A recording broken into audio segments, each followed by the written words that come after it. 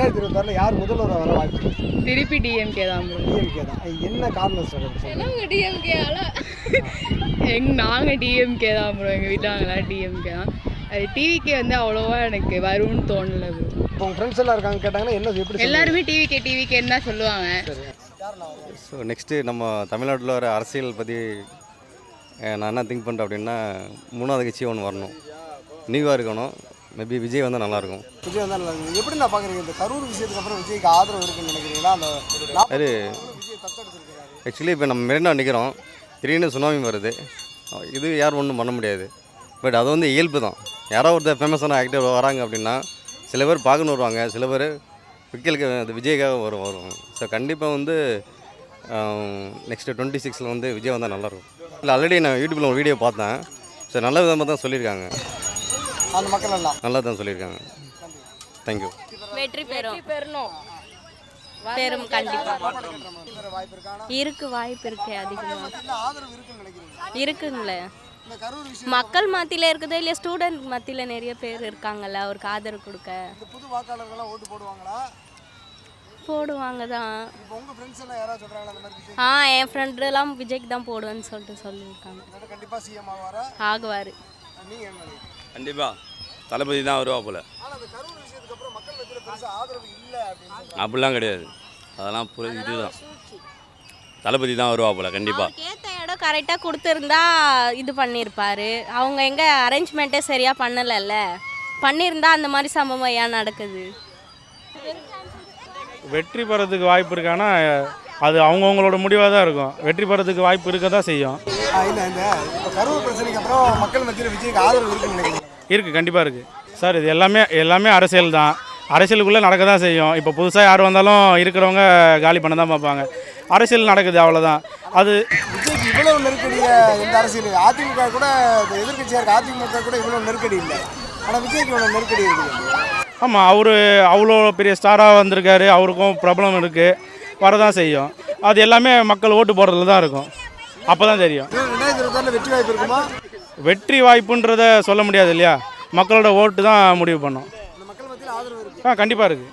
கண்டிப்பாக அவர் தான் வருவார். டிவிக்கே தான் வராரு, நாங்கள் வர வச்சிருவோம். Thank you sir. நீங்கள் சொல்லுங்கம்மா, எப்படி பார்க்குறீங்க? விஜய் வெற்றி பெறுவாரா? ஆமாம், எங்கள் அண்ணன் தான் வரணும். நாங்கள் வந்து 90லேருந்து இருக்கிறோம். அண்ணன் தான் மெயின். நாங்கள் மன்றமே வச்சுருக்கோம். எங்கள் அண்ணன் தான், டிவிக்கே தான் வரணும். ஆமாம், இளைய தளபதி. ஆனால் இப்போ வந்து மக்கள் மத்தியில் பெருசாக ஆதரவு இல்லை, அவர் வெற்றி பெற வாய்ப்பு இல்லை அப்படிங்கிறாங்க. அதெல்லாம் வாய்ப்பு இருக்குது, ஃபுல் வாய்ப்பு இருக்குது, உறுதியாக சொல்கிறோம் நாங்கள். கரூர் சம்பவத்தில் சொல்கிறாங்க. இல்லை அதெல்லாம் இல்லை. அது அவங்க கரெக்டாக அந்த இது நடந்திருந்தால் அவங்க சொல்லியிருக்கலாம்ல. சொல்லுங்கள், அந்த இடம் அந்த இதுவாக கொடுக்கல. எல்லாம் இவங்களோட சூழ்ச்சி தான், திமுகவுடைய சூழ்ச்சி தான். அந்த பாதிக்கப்பட்ட ஒரு மக்கள் கூட விஜய் மேலே ஒரு குறை கூட சொல்லலை. ஆமாம், அது தப்பு இருந்தால் தானே குறை சொல்கிறதுக்கு. இப்போ கடவுளை சொல்ல முடியுமா நம்ம? சொல்லுங்க பார்க்கலாம். அந்த மாதிரி தான் அண்ணனும். ஏதாவது காரணம் இருக்குங்களா? இல்லை கரூர் விஷயமா இருக்கட்டும், எதுவுமே வந்து ஒரு ப்ராப்பரான ஸ்டெப்ஸோ எதுவும் எடுத்த மாதிரி தெரியல. காசு கொடுத்து அப்படியே இது பண்ண மாதிரி இருக்குது. ஸோ வந்து பீப்புளோட ஃபீலிங்ஸை வந்து வேல்யூ பண்ணாத மாதிரி என்னோட பாயிண்ட் ஆஃப் வியூவில் அப்படின்னு. இல்லை, ஆனால் வந்து இங்கே வர வச்சு அந்த பாதிக்கப்பட்ட மக்கள்லாம் சொன்னாங்க, காலில் விழுந்து அழுதுட்டாங்க அப்படின்லாம் சொன்னாங்க. அதெல்லாம் நீங்கள் எப்படி பார்க்குறீங்க? திமுக ஆட்சியில் இப்போ ஸ்டாலின் இருந்தார், கள்ளக்குறிச்சியில் 60 பேருக்கு மேலே இறந்து போனாங்க. அவங்கள போய் ஸ்டாலின் கூட நேராக கூட போய் பார்க்கல. இந்த ரெண்டு கருத்தை எப்படி பார்க்குறீங்க சார்? விஜய் காலில் விழுந்து அழுதுட்டாரு, அவங்களுக்கு ஃபீலிங் இல்லைங்கிறீங்க. ஸ்டாலின் போய் நேராகவே பார்க்கல. இல்லை, நீங்கள் சொன்னதுனால நான் கேட்குறேன். இல்லை புரியுது தான் ப்ரோ. லைக் அவங்க வந்து ஆட்சிக்கு வரணுங்கிறதுக்காக மேபி இந்த மாதிரி பண்ணலாம் அப்படிங்கிறது என்னோட கருத்து. டிஎம்கே தான் வரணும். இப்போ நான் டிஎம்கேக்கு ஓட்டு போடணும்னு நீங்கள் சொன்னீங்கன்னா என்ன காரணம் சொல்லுவீங்க? நான் பிறந்து வளர்ந்ததுலேருந்து எங்கள் வீட்டில் எல்லாருமே டிஎம்கே தான். நான் அந்த மாதிரி ஒரு இதுலேயே நான் வளர்ந்துட்டேன்.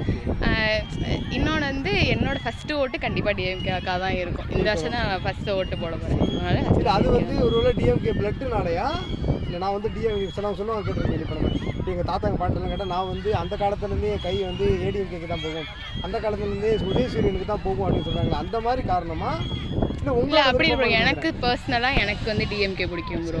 அது நானுமே மெம்பராக ஜாயின் பண்ணணும் அப்படின்னு தான் இருக்கேன். ஓட்டர் ஐடி தான் அப்ளை பண்ணிச்சு மெம்பர் கார்டு வாங்க. ஆனால் இல்லை நீங்கள் வந்து இப்போ நீங்கள் யோசிப்பீங்க, இப்போ உங்கள் ஃப்ரெண்ட்ஸ் எல்லாம் இருக்காங்க கேட்டாங்கன்னா என்ன எப்படி சொல்லுவீங்க? எல்லாருமே டிவிகேன்னு தான் சொல்லுவாங்க. அது வந்து மேபி ஒரு பப்ளிசிட்டிக்காக, ஒரு ஆக்டர் அப்படிங்கிற ஒரு பப்ளிசிட்டி அவருக்கு இருக்குது. ஸோ அதனால வேணால் அவங்க மேபி அப்படி சொல்லலாம். மித்தபடி லைக் பொலிட்டிக்கல் நாலேஜ் வந்து லைக் ஒரு ஜென்ரேஷனாக வந்தாலும் அது ஒரு ஜென்ரேஷன் மாதிரியான ஒரு ஆட்சின்னு சொன்னாலுமே லைக் அவங்க அந்த ஃபீல்டில் இருந்திருக்காங்க. அதுலேயே அவங்க அந்த சமூகத்தில் அவங்க வளர்க்கப்பட்டதுனால அவங்களுக்கு இவரை விட ஆக்டர்லேருந்து வந்தவங்களோட அதோட நாலேஜ் வந்து உங்களுக்கு ஜாஸ்தியாக இருக்கலாம்.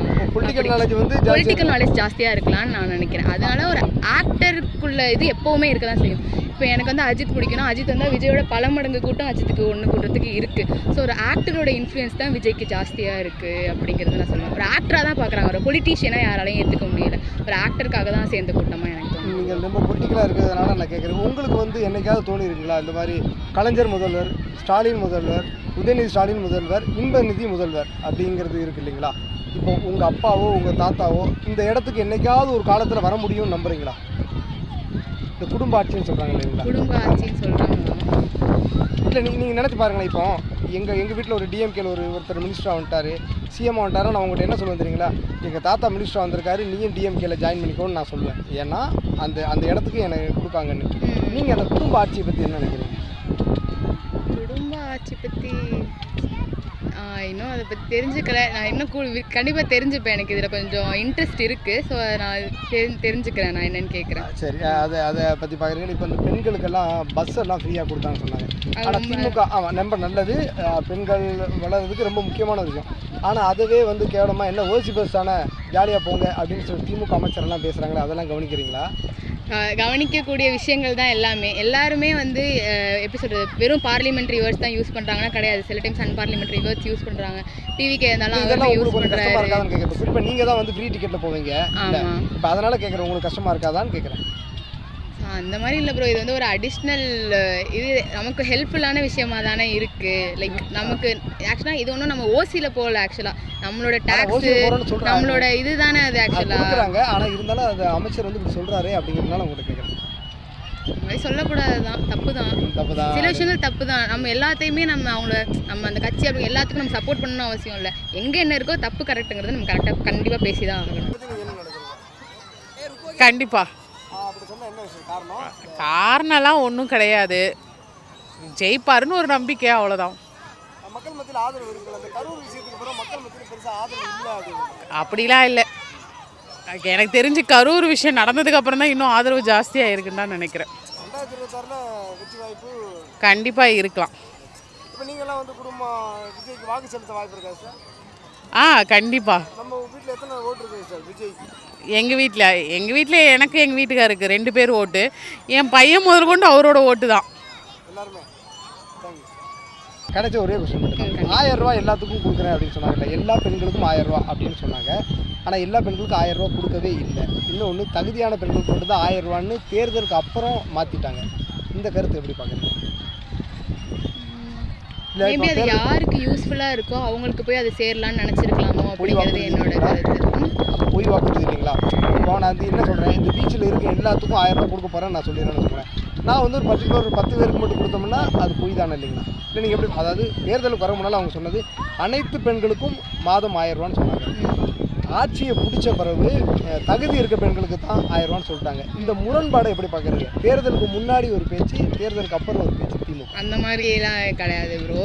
லைக் வந்து வாக்குறுதி அப்படிங்கிறது நம்ம இது பண்ணுவோம் அப்படின்னு நமக்கு வந்து நம்ம முன்னாடி சொல்கிறோம். நான் ஆட்சிக்கு வந்தால் நான் இந்த மாதிரி பண்ணுவேன் அப்படிங்கிறது நம்ம சொல்கிறோம். எல்லா பெண்களுக்கும் 1000 ரூபா இதுதான் தேர்தலுக்கு முன்னாடி இருக்க வாக்குறுதி. ஸோ அப்படி பார்த்தீங்கன்னா பேசிக்காக நம்ம எல்லா பெண்களுக்கும் 1000 ரூபா அப்படின்னு சொல்லி நம்ம கொடுக்க முடியாதனால மேபி இல்லை, அது முன்னாடி நீங்கள் தகுதியான பெண்களுக்கு கொடுத்து இவ்வளோ தகுதியான பெண்களுக்கு தான் 1000 ரூபா கொடுப்பான்னு முன்னாடி சொல்லியிருக்கலாம் இல்லை அப்படின்னு நான் உங்கள்கிட்ட கேட்குறேன். மேபி அது அதுக்கப்புறம் எடுத்த டெசிஷனாக இருக்கலாம். இல்லை, நீங்கள் நான் உங்களை நம்பி தானே ஓட்டு போடுவேன். கண்டிப்பாக இப்போ 10 பெண்கள் நம்ம சொல்கிறத வச்சு தான் ஓட்டு போடுவாங்கன்னு சொல்லுவாங்க. அப்போ எனக்கு 1000 ரூபா கிடைக்கலங்கும் போது எனக்கு ஒரு மனவிரக்தி ஏற்படும் இல்லை? கண்டிப்பாக ஏற்படும் தான். இதெல்லாம் மாற்றிக்கிறோன்னு திமுக நம்புறீங்களா? மாறது இப்போயே நிறையா நம்ம அதாவது 5 வருஷத்துக்கு முன்னாடி இருக்கிறதுக்கு இப்போதுக்கு நம்ம நிறையா டிஃப்ரென்ஸ் ஆகிருக்கு. நிறையா நம்ம முன்னேற்றங்களை சந்திச்சிருக்கோம். நிறையா இதுவாக தான் இருக்குது. எல்லாமே ஆன் தி ஸ்பாட் நம்ம வந்தோன்னே எல்லாத்தையுமே மாற்றலாம். ஆனால் கண்டிப்பாக முடியாது. மாற்றங்கள் எப்போதுமே சின்னதுலேயே தானே ஆரம்பிக்கும். ஸோ கம்மியாக போய் நம்ம கண்டிப்பாக மாறலாம்னு நான் நம்புகிறேன். 2026 டிஎம்கே வரும். டிஎம்கே வாழ்த்துக்கள்.